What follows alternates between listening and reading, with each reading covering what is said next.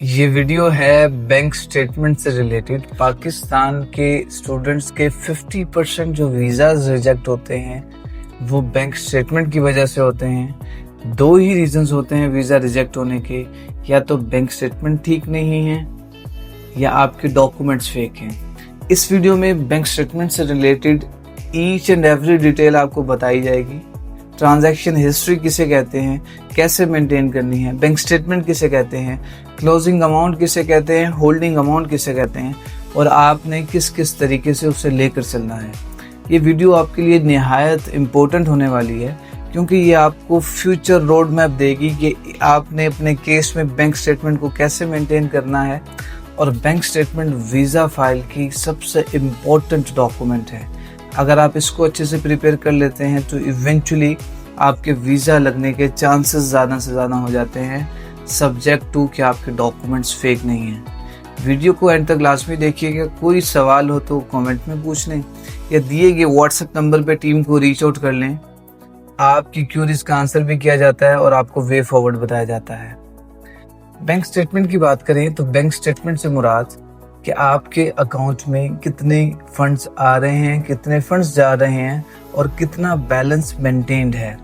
हम एक case study लेंगे, उसके अकॉर्डिंग हम बैंक स्टेटमेंट को समझेंगे कि असल में बैंक स्टेटमेंट होती क्या है। फॉर एग्जांपल मेरी केस स्टडी है, मैंने मास्टर्स के लिए अप्लाई करना है। मैं स्पॉन्सर शो कर रहा हूँ अपने फादर को। अब मैं इटली के लिए, फॉर एग्जांपल मैं फ्रांस के लिए अप्लाई कर रहा हूँ। फ्रांस में अभी जो न्यू अपडेट आई है, न्यू अपडेट के according 877 euro per month living cost मैंने शो करनी है। बैंक स्टेटमेंट में हमने एक साल की living cost plus remaining tuition fee show करनी होती है। ये बात आप माइंड में रखें।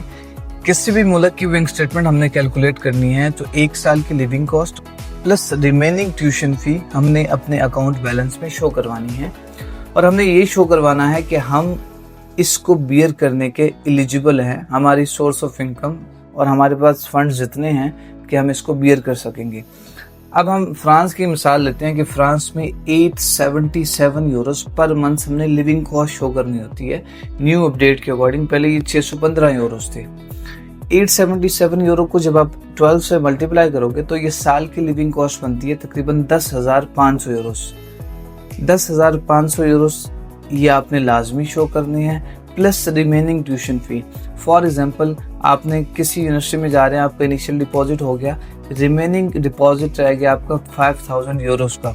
इसका मतलब ये है 10,500 आपके लिविंग एक्सपेंस प्लस 5,000 यूरोस आपकी रिमेनिंग ट्यूशन फी। 15,500 यूरो की आपकी बैंक स्टेटमेंट होगी जो आपने फंड्स शो करने हैं एम्बेसी में। 15,500 यूरो लाइक 48 से 50 लाख रुपए जो आपने एम्बेसी को दिखाने हैं कि आपके पास रिमेनिंग ट्यूशन फी भी है और आपके पास एक साल के रहने का एक्सपेंस भी है फ्रांस में। अब आप फॉर एग्जांपल, मैं अपना केस ले रहा था, मैंने अपने अकाउंट में रख दिए 50 लाख रुपए, मैंने अपने अकाउंट में डिपॉजिट कर दिए। अब एम्बेसी ये पूछती है सबसे पहले कि आपका स्पॉन्सर कौन है। मैं कहता हूं कि मेरे स्पॉन्सर मेरे फादर हैं। इस बात को प्रूफ करने के लिए मैं कोई डॉक्यूमेंट प्रोवाइड करता हूं जिससे ये एस्टैब्लिश होता है कि वो मेरे फादर हैं, मतलब मेरा रिलेशन एस्टैब्लिश होता है। एम्बेसी कहती है ठीक है। एम्बेसी क्लोजिंग अमाउंट देखती है मेरे अकाउंट में या मेरे फादर की बैंक स्टेटमेंट देखती है, उससे क्लोजिंग अमाउंट वेरीफाई करती है कि आया इतने पैसे हैं कि नहीं। वो देखने के बाद एम्बेसी सबसे पहला सवाल करती है, चले आपके स्पॉन्सर तो आपके फादर हैं, लेकिन उनकी सोर्स ऑफ इनकम क्या है। फॉर एग्जांपल मैं अपने केस को सपोज करता हूँ और मैं जाता हूँ, मैंने 50 लाख रुपए अकाउंट में रखे हैं और मैं कहता हूँ कि मेरे फादर हैं गवर्नमेंट एम्प्लॉय। वैसे कहती है ठीक है, उनकी मंथली सैलरी कितनी है। मैं कहूँगा कि उनकी मंथली सैलरी 2.5 लाख रुपए है। 2.5 लाख रुपए उनकी मंथली सैलरी है। इस बात को साबित करने के लिए मैं उनकी सैलरी स्लिप्स लगाऊंगा। अब आपके अकाउंट में 50 लाख तो पड़े हैं जितने एम्बेसी ने रिक्वायर किए थे, आप सब प्रूफ्स भी लगा रहे हैं, लेकिन इवेंचुअली जो आप अपने स्पॉन्सर की सोर्स ऑफ इनकम उन्हें शो कर रहे हैं वो इनफ नहीं है। 2.5 लाख रुपए अगर महीने की आमदन है आपके स्पॉन्सर की, तो वो साल की आमदन बनती है, इनकम बनती है 30 लाख रुपए। 30 लाख में ऑब्वियसली उस स्पॉन्सर पे और भी लोग डिपेंडेंट होंगे, उनके एक्सपेंसेस हैं, स्पॉन्सर के अपने खर्चे हैं। आप एम्बेसी को ये कह रहे हैं कि एक बंदे की आमदन साल की 30 लाख रुपए है और वो आपको सेविंग्स में दे रहा है 50 लाख रुपए। इवेंचुअली आपके पास फंड्स तो कंप्लीट है अकाउंट में, लेकिन इनसफिशिएंट फंड्स की वजह से वीज़ा रिजेक्ट हो जाएगा। अब दूसरा केस ये होता है कि हमने दो चीज़ें समझनी बड़ी लाजमी होती है। बैंक स्टेटमेंट के केस में दो चीज़ें होती हैं, एक होती है प्रूफ ऑफ फंड्स, एक होती है source of income. Proof of funds वो होता है कि जो आपके अकाउंट में पैसे हैं, फंड्स हैं, वो कहाँ से आए। वो किसी भी एसेट को सेल करके आ सकते हैं, वो किसी भी बिजनेस की इनकम हो सकती है, वो कोई भी एग्रीकल्चर रेवेन्यू हो सकता है, कुछ भी हो सकता है। वो प्रूफ ऑफ फंड्स होता है जो आप शो करते हैं कि आपके अकाउंट्स में ये पैसे कहाँ से आए। दूसरा होता है सोर्स ऑफ इनकम, कि आप सोर्स ऑफ इनकम इस बात को वेरीफाई करने के लिए होता है कि आपकी क्या कॉन्टिन्यूस इनकम है और इतनी इनकम है कि जो आपको कॉन्टिन्यूसली सपोर्ट कर सके। प्रूफ ऑफ फंड्स और सोर्स ऑफ इनकम सेम भी हो सकते हैं। सेम इस केस में कि आपके अकाउंट में जो पैसा है वो आपके बिजनेस से आए और बिजनेस ही आपकी सोर्स ऑफ इनकम है। प्रूफ ऑफ फंड्स और सोर्स ऑफ इनकम डिफरेंट भी हो सकता है। डिफरेंट ऐसे हो सकता है कि आपके अकाउंट में जो फंड्स आए वो आपने कोई ज़मीन बेची, कोई गाड़ी बेची, सोना बेचा या कुछ भी ऐसा बेचा और वो वहाँ से आपके पास पैसे आ गए, इसे कहते हैं प्रूफ ऑफ फंड्स। और जो आपकी सोर्स ऑफ इनकम है, स्पॉन्सर की सोर्स ऑफ इनकम है, वो कोई जॉब हो सकती है, कोई बिजनेस हो सकती है, तो ये दो डिफरेंट भी हो सकते हैं। प्रूफ ऑफ फंड्स और सोर्स ऑफ इनकम सेम भी हो सकते हैं, प्रूफ ऑफ फंड्स और सोर्स ऑफ इनकम डिफरेंट भी हो सकते हैं।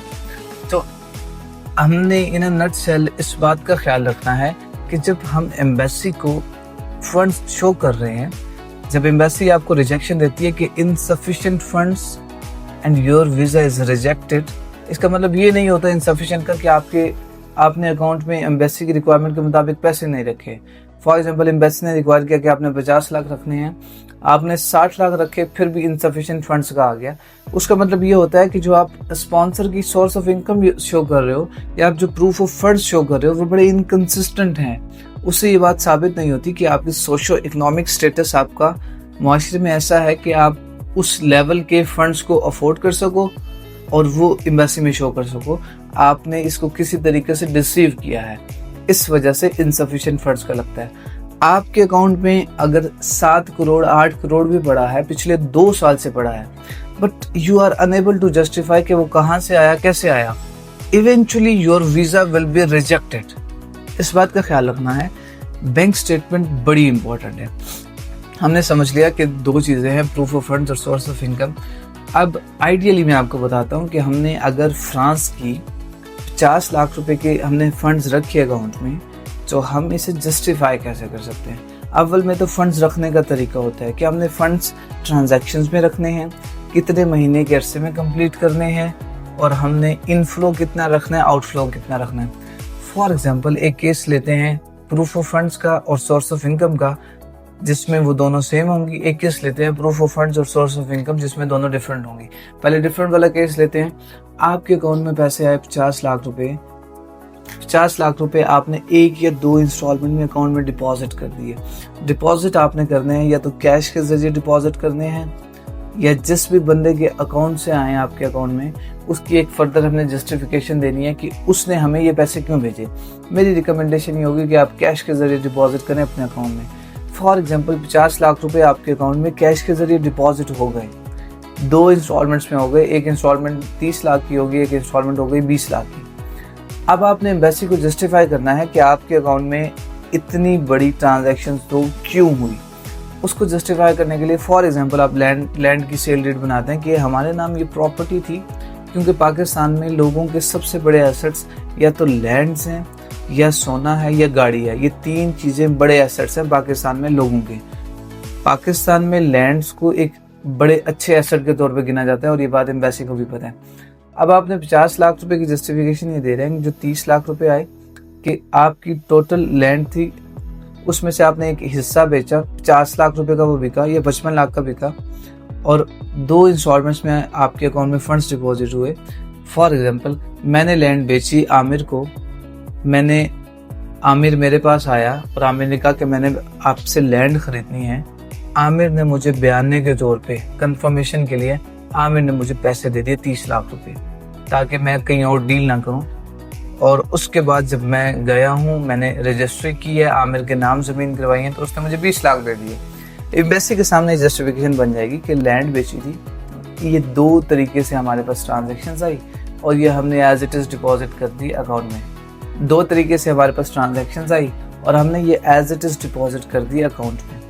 जस्टिफिकेशन बन गई। उसके साथ हमें सोर्स ऑफ इनकम शो करनी है। सोर्स ऑफ इनकम हमने कोई ऐसी शो करनी है कि जिसमें हमारी कॉन्टीन्यूस इनकम इतनी हो, 3 लाख, 4 लाख या 5 लाख रुपए हो, जिससे ये एम्बेसी को पता चले कि बच्चे का सोशो इकोनॉमिक स्टेटस अच्छा है, इवेंचुअली ये जा सकता है। ये फिर डिपेंड करेगा कि एफआरसी के अकॉर्डिंग आप कितने मेंबर हैं, आपके स्पॉन्सर पे कौन कौन डिपेंडेंट है, उस पे डिपेंड करेगा कि आपने कितने फंड शो करने हैं। तो ये तो हो गया प्रूफ ऑफ फंड्स और सोर्स ऑफ इनकम जो डिफरेंट है।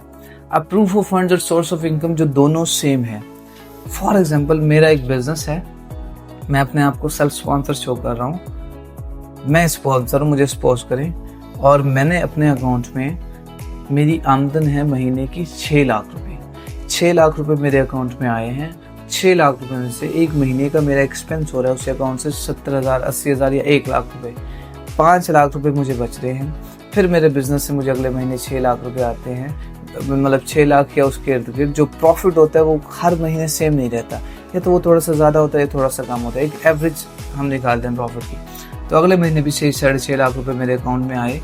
अकाउंट में आने के बाद उसमें से भी जितना मैंने खर्च करना था करता रहा। इवेंचुअली इस बात को गुजर के मैं पिछले 1 साल से मेरे अकाउंट में इतने पैसे आ रहे थे, जिससे हर महीने 5 लाख, 5.5 लाख रुपए सेविंग्स हो रही थी। इवेंचुअली मेरे अकाउंट में 60 लाख रुपए डिपॉजिट हो गए। वो मेरी बड़ी अच्छी और बड़ी steady source of income show होगी कि जिस सोर्स से पैसे आ रहे थे उसी सोर्स से सेविंग्स हो रही थी, और वो सोर्स ऐसी है कि मेरे जाने के बाद भी मुझे वहाँ से इनकम आती रहेगी, और इवेंचुअली मेरी सेविंग्स इतनी ऑलरेडी हो चुकी हैं और फ्यूचर में भी होती रहेंगी कि मुझे बाहर जाके कोई इशू नहीं होगा। इन अ नटशेल, बैंक स्टेटमेंट एक ऐसा फैक्टर है कि जो आपके वीज़ा को कंफर्म भी कर सकता है और वीज़ा को रिजेक्ट भी करवा सकता है। हमारी एक्सपर्टीज़ है आपकी विनिंग वीज़ा फाइल प्रिपरेशन में, जिसमें बैंक स्टेटमेंट और उसकी जस्टिफिकेशन एक सबसे इम्पोर्टेंट डॉक्यूमेंट होता है। आई होप सो इस वीडियो में आपके बैंक स्टेटमेंट से रिलेटेड काफ़ी क्वेश्चंस क्लियर हुए होंगे, लेकिन फिर भी आपके जहन में कोई क्यूरी आ रही है जो आप कमेंट में पूछ सकते हैं या व्हाट्सएप पे टीम को रीच आउट कर सकते हैं। आपकी क्यूरीज एड्रेस करना हमारी जिम्मेदारी। फिर भी कोई सवाल हो तो लाजमी पूछिएगा। Will see you in the next video. अल्लाह हाफ़िज़।